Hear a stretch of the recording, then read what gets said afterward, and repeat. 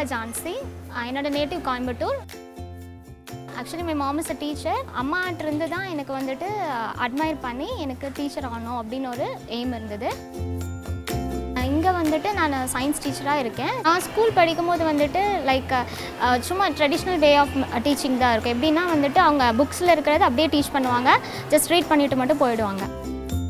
Ancient டைம்ஸ்லாம் வந்துட்டு நம்மளுக்கு அவ்வளோவா இன்டெப்த்தாக எல்லாம் போக மாட்டாங்க. பட் இங்கே வந்துட்டு ரொம்ப டீப்பாக போயும் நம்மளுக்கு வந்துட்டு ஈஸியாக அண்டர்ஸ்டாண்ட் ஆகிற மாதிரி லீடில் இருக்குது சார். சயின்ஸுன்னு பார்த்துட்டோம்னா நம்மளுக்கு வந்துட்டு இப்போ ஃப்ளார் டைசெக்ஷன் இருக்கும். அதில் வந்துட்டு ஃப்ளார் பார்ட்ஸை டீச் பண்ணிவிட்டு ஃப்ளார் டைசெக்ட் பண்ணுறது சொல்லித்தர மாட்டாங்க. நான் சொல்லித்தரும்போது ரீட் ஸ்கூல் வச்சு சொல்லித்தரும்போது மறுபடியும் நான் படிக்கிற மாதிரி இருக்குது. நானே வந்துட்டு அந்தளவுக்கு கிராஸ் பண்ணிக்கிறேன்னா அப்போ படிக்கிற ஸ்டூடெண்ட்ஸ் வந்துட்டு இன்னுமே நல்லா தெரிஞ்சுக்குவாங்க. அந்த அவங்களுடைய லைஃப் லாங்கும் அது மெமரியில் இருக்கும். ஸோ இப்போ ட்ரெடிஷ்னல் மெத்தட்னு பார்த்துட்டோம்னா இப்போ முன்னாடி நாளே உட்காந்து அடுத்த நாளுக்கு என்னென்ன டீச் பண்ணுமோ அது ப்ரீ பிளானாக எழுதி வைக்கணும். ஆனால் வந்துட்டு இப்போது டேப் யூசேஜ் இருக்கனால நம்மளுக்கு வந்துட்டு எல்லாமே ப்ரீ பிளான்டாக இருக்குது. டேப் வச்சு யூஸ் பண்ணி கிளாஸ் எடுக்கிறதுக்கு எனக்கு கம்ஃபர்டபுளாக இருக்குது.